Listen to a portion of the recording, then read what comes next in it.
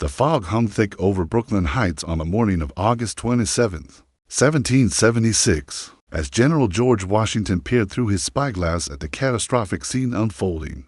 Below, what had begun as a defensive stand against British forces had transformed into a complete rout of the Continental Army. Bodies of his soldiers lay scattered across the fields of Long Island, their dreams of independence seemingly crushed beneath the boots of General William Howe's. Disciplined redcoats, Washington's hands trembled not from fear, but from the weight of witnessing his army's near destruction. The Battle of Long Island, the first major engagement since the Declaration of Independence had been signed barely a month prior, had turned into an unmitigated disaster. Nearly 1,500 of his men had been killed, wounded, or captured.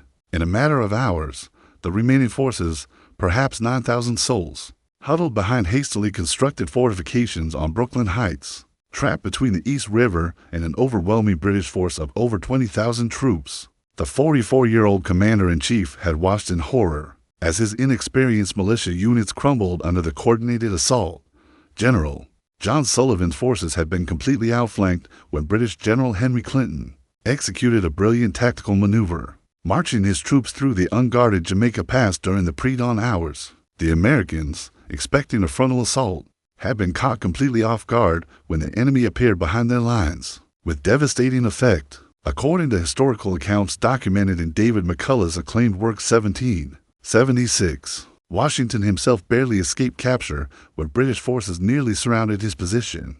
During the height of the battle, the general had ridden directly into the chaos, desperately attempting to rally his fleeing troops, his blue and buff uniform making him a conspicuous target for enemy marksmen. As the sun began to set on that devastating day, Washington surveyed the faces of his remaining officers. Brigadier General Nathanael Greene lay ill with fever. Unable to participate in the battle's planning, Major General Israel Putnam, the grizzled veteran of the French and Indian War, bore the look of a man who had witnessed too much death in. One day, Colonel Edward Hand's Pennsylvania riflemen, once confident in their marksmanship, now stared at the ground in defeated silence. The British had demonstrated their military superiority with crushing efficiency.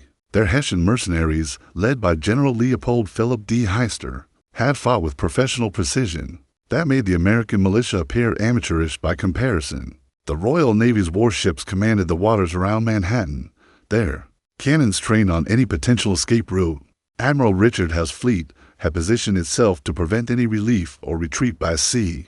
Washington knew that his army, and with it, the entire cause of American independence, stood on the precipice of complete annihilation. The British could launch their final assault at dawn, and there would be nothing to stop them from crushing the remainder of the Continental forces. Against the East River, the revolution that had begun with such promise at Lexington and Concord now seemed destined to end in the muddy fields of Brooklyn. Yet as darkness fell over the battered American positions, something stirred within the Virginia planter, who had reluctantly accepted command of the Continental Army. The same resolve that had driven him through the wilderness campaigns of his youth began to crystallize into a desperate plan. Washington understood that leadership in defeat often mattered more than leadership in victory, and the survival of his army and the nascent United States would depend entirely on the decisions he made in the next few critical hours. The candlelight flickered across the rough-hewn table in Washington's headquarters tent as rain began to patter against the canvas walls. It was nearly midnight on August 27th, and the British campfires dotted the landscape like fallen stars, a constant reminder of the overwhelming force that surrounded his depleted army. Washington sat hunched over hastily drawn maps, his weathered face etched with lines of concentration and worry that seemed to have deepened over the course of this single, catastrophic day. Major General Nathanael Greene had finally recovered enough from his illness to attend the emergency council of war. Despite his weakened condition, the Rhode Islander's sharp military mind remained intact, and he studied the tactical situation with growing alarm. "Sir," Greene whispered, mindful of enemy patrols that might be within earshot, "our position is untenable. We have perhaps 9,000 effective men remaining, and they are exhausted, demoralized, and low on ammunition." Washington nodded grimly, fully aware of their desperate circumstances. The British had positioned their forces in a perfect semicircle around the American positions. With their backs to the East River, General Howe's troops occupied Brooklyn Village and the heights beyond, while Hessian forces under General D. Heister controlled the approaches from the south. The Royal Navy's warships patrolled the waters, their guns trained on the American fortifications.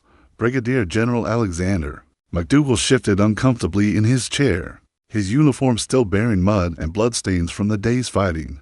General Washington, he began carefully, perhaps we should consider terms. General Howe has shown himself to be a reasonable man. Surely he would accept our surrender and treat the men with dignity. The suggestion hung in the air like smoke. From their guttering candles, several officers exchanged glances, and Washington could see the defeat in their eyes. These were good men, patriots who had risked everything for the cause of independence. But they had witnessed firsthand the professional superiority of the British military machine. The memory of watching their comrades fall under discipline, volleys of musket fire, was still fresh and painful. Colonel John Glover of the Massachusetts Mariners cleared his throat. The weathered sea captain had commanded one of the few units that had maintained its cohesion. During the retreat, "Sir, if I may," Glover said in his distinctive New England accent, "surrender might save lives, but it will certainly end our cause. The British will make examples of the leaders, and the people will lose heart for resistance." Washington's aide-de-camp, Colonel Joseph Reed, spread out a detailed map of the East River and its currents.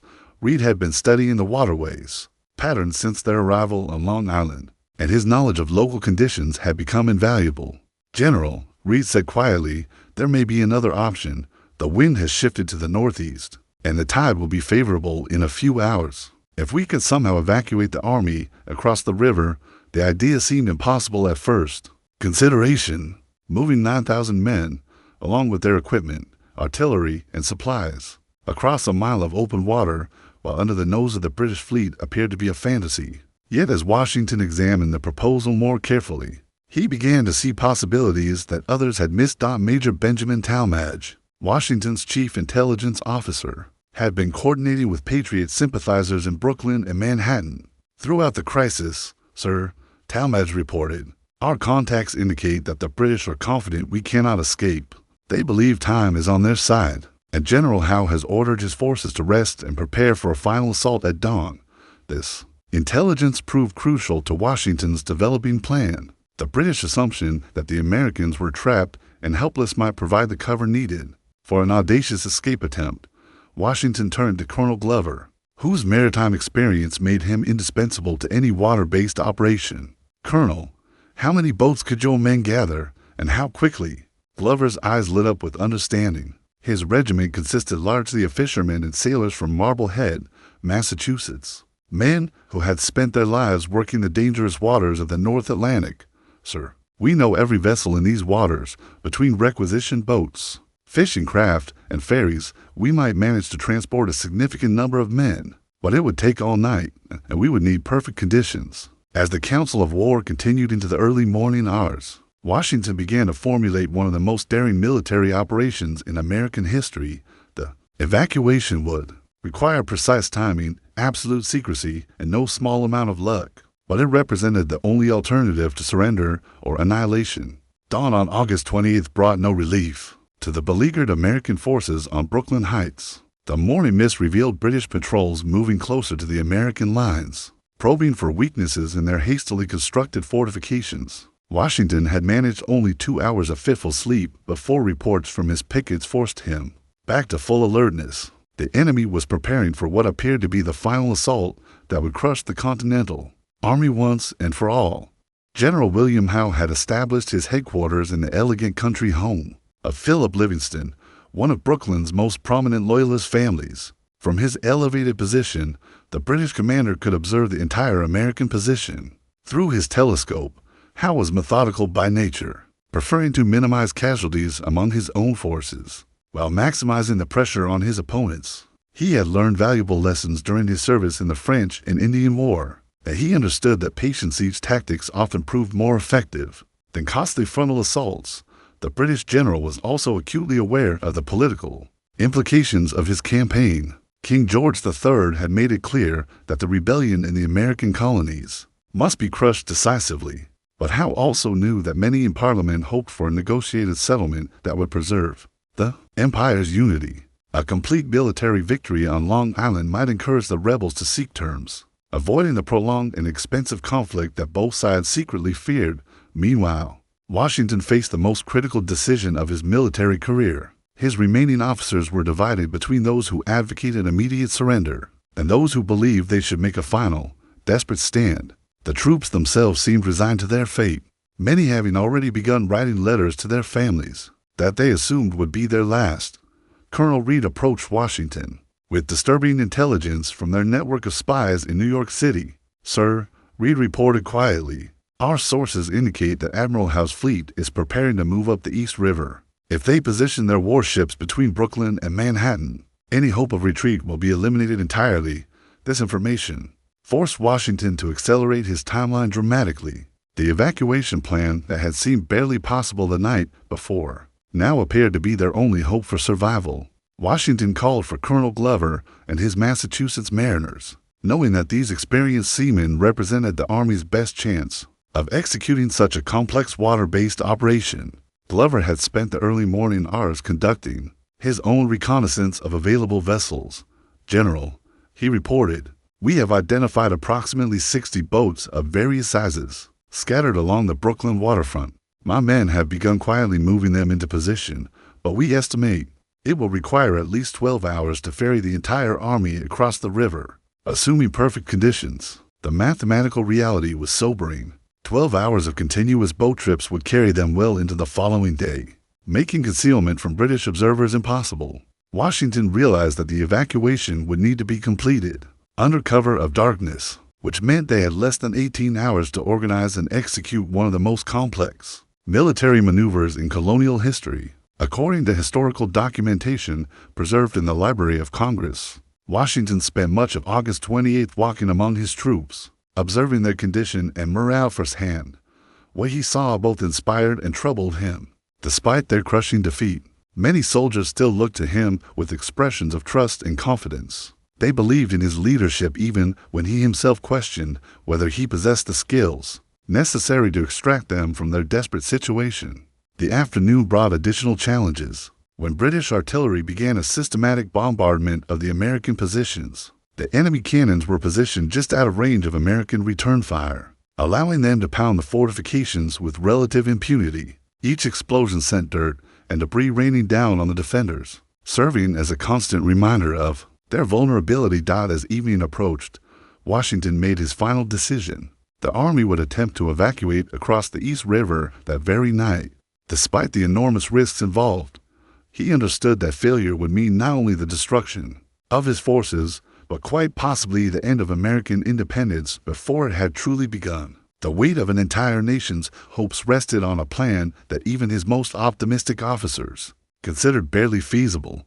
The die was cast, and Washington began issuing the orders that would either save the Continental Army or condemn it to destruction. In the dark waters of the East River, as twilight settled over Brooklyn Heights on August 28th, Washington initiated the most audacious deception in early American military history. The success of the evacuation depended entirely on maintaining the illusion that his army remained in fighting position, while secretly moving thousands of men to the waterfront. Every detail had to be choreographed with precision, for a single mistake could alert British sentries and doom the entire operation. Colonel Thomas Mifflin received perhaps the most crucial assignment of the evening. The Pennsylvania officer was tasked with maintaining skeleton crews at each fortification while the bulk of the army moved toward the evacuation points. Mifflin's men would need to continue their normal routines, tending fires, changing guard posts, and maintaining the sounds of an occupied camp while their comrades slipped away into the darkness. Behind them, the deception required extraordinary attention to detail. Washington ordered that all cooking fires remain lit throughout the night, with designated soldiers adding fuel at regular intervals. To maintain the appearance of normal camp activity, sentries were instructed to continue their regular challenges and responses, while musicians were told to play their evening duties at the customary times. The British must not suspect that anything unusual was occurring within the American lines. Colonel John Glover's mariners had worked throughout the day to position boats along the Brooklyn waterfront, carefully spacing them to avoid detection by British naval patrols. The Massachusetts fishermen used their intimate knowledge of local currents and tides to identify the most efficient crossing points. Each boat was assigned a specific load capacity and crossing schedule, with backup plans developed for various contingencies. The first units to begin their withdrawal were the wounded and the artillery. Moving the army's cannons proved particularly challenging, as the heavy bronze pieces had to be manhandled down to the water's edge without creating noise that might alert enemy patrols. The guns were wrapped in blankets and moved on improvised sleds to muffle any sound, while teams of soldiers worked in shifts to prevent exhaustion. Major Benjamin Talmadge's intelligence network proved invaluable.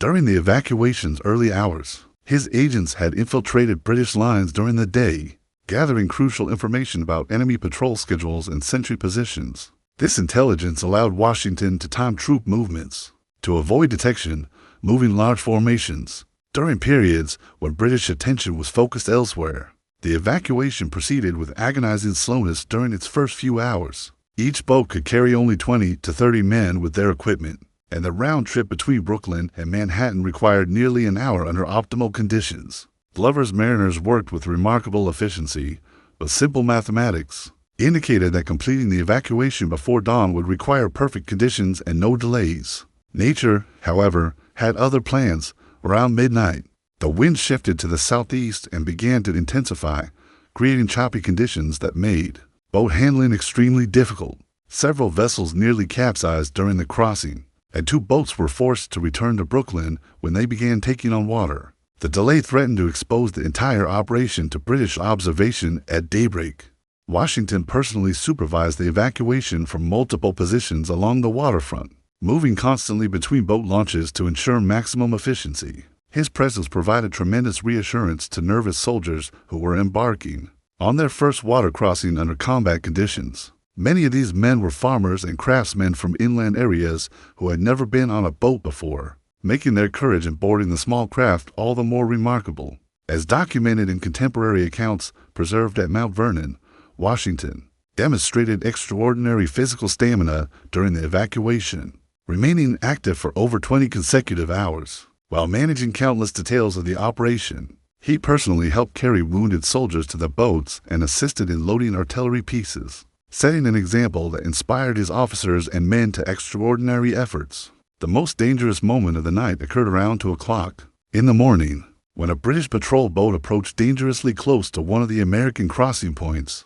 Colonel Glover quickly ordered his boats to hug the Brooklyn shoreline and remain motionless until the enemy vessel passed. The British crew appeared to be conducting a routine patrol, rather than searching for specific threats, and they continued upriver without detecting the evacuation in progress. By 3 o'clock in the morning, Washington realized that the evacuation was falling behind schedule despite the heroic efforts of Glover's mariners. Nearly 4,000 men remained on Brooklyn Heights, and dawn was less than 3 hours away. The general faced another agonizing decision. Should he accelerate the evacuation at the risk of discovery, or accept that some portion of his army might need to be left behind? The answer came from an unexpected source, as the same fog that had concealed British movements during the battle now began to settle over the East River, providentially obscuring the final phase of the American withdrawal. The fog descended upon the East River like a divine intervention, rolling in thick and impenetrable just as Washington's evacuation began to face its most critical test. By 4 o'clock on the morning of August 29th, the mist had become so dense that soldiers could barely see 10 feet in any direction. What had begun as a potential disaster transformed into an unexpected blessing, providing the concealment necessary to complete the most ambitious military withdrawal in colonial American history. Colonel Glover's mariners, accustomed to navigating New England's fog-shrouded waters, adapted quickly to the changed conditions. These experienced seamen used their knowledge of currents, wind patterns, and compass bearings to maintain their crossing schedules despite the near-zero visibility. The fog that might have panicked landlubbers became an ally to men who had spent their lives fishing the treacherous waters off Cape Cod and the Grand Banks. Washington seized upon this meteorological gift to accelerate the evacuation's final phase. Units that had been moving cautiously to avoid detection could now advance more rapidly, confident that the fog would conceal their movements from British observers. The general ordered his remaining officers to abandon all non-essential equipment and focus solely on evacuating personnel, understanding that men could be replaced more easily than cannons, but that the cause could not survive without soldiers to fight for it. The withdrawal of the rear guard presented the operation's greatest challenge. These troops, primarily composed of Colonel Mifflin's Pennsylvanians and elements of General John Sullivan's New Hampshire Regiment, had maintained their positions until the very last moment to preserve the deception. As dawn approached, they faced the terrifying prospect of crossing open ground while British sentries remained at their posts. Less than 100 yards away, Mifflin executed this final phase with remarkable skill, withdrawing his men in carefully coordinated groups while maintaining skeleton crews at each position until the absolute last moment. The Pennsylvania colonel had drilled his troops in precisely this type of tactical withdrawal, understanding that discipline and coordination would prove more valuable than speed. In such circumstances, the fog proved so thick that British sentries, despite being alert for any signs of American movement, failed to detect the massive evacuation occurring virtually under their noses. Several British patrols passed within yards of American soldiers moving toward the waterfront, yet the supernatural density of the mist prevented any contact between the opposing forces. As documented in the Pennsylvania Historical Society's archives, one of the most dramatic moments of the evacuation occurred when Washington himself nearly became separated from his army in the fog. The general had remained at his forward command post to ensure that all units received proper evacuation orders. But when he finally moved toward the waterfront, the mist had become so dense that he temporarily lost his bearings and wandered in the wrong direction for nearly an hour before locating the boat landing. Colonel Joseph Reed, Washington's trusted aide-de-camp, had remained at the waterfront to coordinate the final boat loads. When Reed realized that Washington had not yet arrived and dawn was breaking, he made the agonizing decision to hold the last boat. Despite knowing that any delay risked exposing the entire evacuation to British discovery, Reed's loyalty to his commander nearly compromised the operation's success, but it also demonstrated the personal bonds that held the Continental Army together. During its darkest hours, the fog began to lift around 6 o'clock in the morning, just as the final boats pushed off from the Brooklyn shore. Washington himself was aboard one of the last vessels to leave, having insisted on remaining until every other soldier had been evacuated. As the mist gradually cleared, British sentries began to realize that something extraordinary had occurred. During the night, General Howe's morning reconnaissance revealed empty American fortifications and abandoned campfires that were still smoldering. The British commander, who had been preparing for a final assault that would crush the Continental Army, instead found himself staring at vacant earthworks and discarded equipment. The rebels had vanished as completely as if they had never existed. The evacuation's success exceeded Washington's most optimistic projections. Nearly 9,000 Continental soldiers had been ferried across the East River, without the loss of a single life to enemy action. The Army's artillery, most of its supplies, and even many of the horses had been successfully transported to Manhattan. More importantly, the Continental Army remained intact as a fighting force, preserving the military foundation upon which American independence would ultimately be built.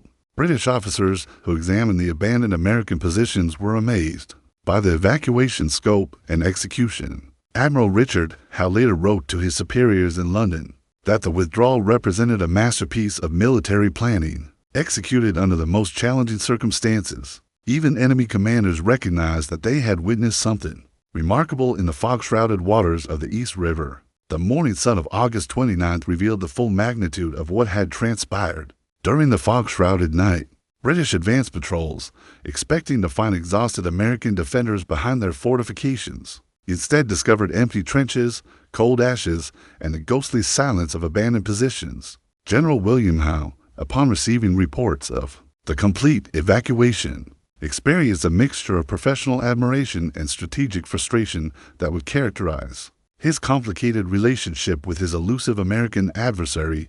Washington's army, now safely assembled on Manhattan Island, bore little resemblance to the confident force that had crossed to Brooklyn just days earlier. The soldiers were exhausted, demoralized, and acutely aware of how close they had come to complete destruction.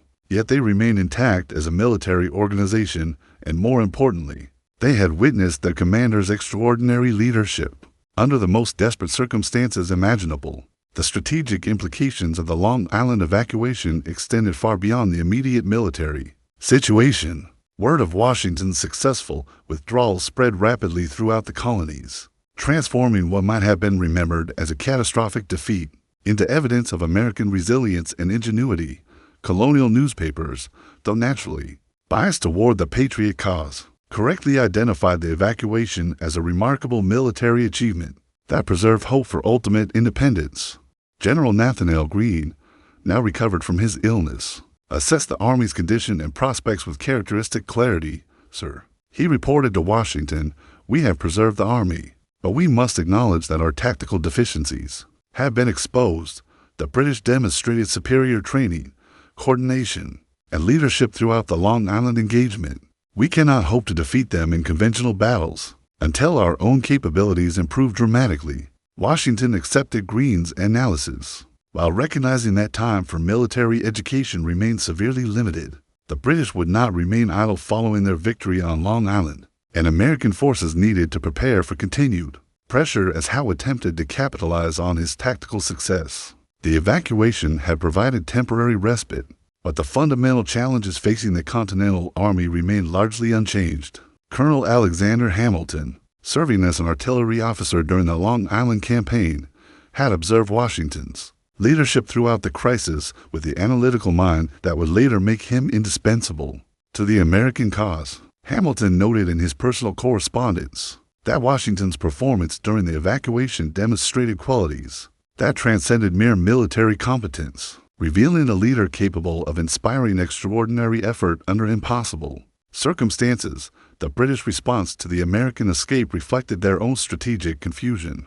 Following the Long Island victory, General Howe had expected either to destroy the Continental Army completely or to force its surrender, outcomes that would have effectively ended the rebellion. The successful evacuation meant that the war would continue, requiring additional resources and extended commitment from British forces already stretched thin across the global empire, according to research conducted by the Smithsonian Institution. The Long Island evacuation marked a crucial turning point in Washington's development as a military commander. The experience taught him valuable lessons about the limitations of militia forces, the importance of strategic retreat, and the necessity of preserving his army as a force in being rather than risking everything in conventional battles against superior opponents. The evacuation also demonstrated the Continental Army's potential for unconventional warfare that would later prove decisive in the Southern campaigns. The ability to move large numbers of troops quickly and secretly, combined with Washington's willingness to abandon territory in order to preserve military capability, established patterns that would characterize successful American strategy throughout the war. Perhaps most importantly, the Long Island evacuation preserved the Continental Army during its most vulnerable period. The force that crossed the East River on that fog-shrouded night would evolve into the disciplined fighting force that would ultimately triumph at Yorktown. Without Washington's leadership during those desperate hours on Brooklyn Heights, American independence might have ended before it truly began. The successful withdrawal also enhanced Washington's reputation among his officers and men, establishing him as a leader capable of extraordinary decisions under pressure. This personal authority would prove invaluable during the dark months ahead, when the Army would face even greater challenges and the cause of independence would seem almost hopeless. The fog that had concealed Washington's evacuation from Long Island gradually lifted to reveal not just the East River's dark waters, but a transformed understanding of leadership itself. In those desperate hours between August 28th and 29th, 1776, the Virginia planter, who had reluctantly accepted command of the Continental Army, demonstrated that true leadership often emerges not in moments of triumph, but in the crucible of potential catastrophe. Washington's decision to risk everything on an impossible evacuation plan represented more than military tactics. It embodied a fundamental philosophy that would define American military doctrine for generations to come. Rather than accepting the conventional wisdom that armies must either fight or surrender when cornered, Washington chose a third option that preserved his forces while maintaining the revolutionary cause's viability. The evacuation's success resonated throughout the colonies with profound psychological impact. Colonial newspapers from Massachusetts to Georgia proclaimed the withdrawal as evidence that American ingenuity could overcome British military superiority. The Pennsylvania Gazette wrote that General Washington's masterful evacuation proves that American leadership possesses resources unknown to European military science, while the Boston Gazette declared that Providence itself guided our forces across the waters to safety. More significantly, The Long Island evacuation established patterns of strategic thinking that would characterize Washington's entire military career. The willingness to trade territory for time, the emphasis on preserving military capability over holding fixed positions, and the recognition that psychological victory could emerge from tactical defeat all became hallmarks of revolutionary strategy.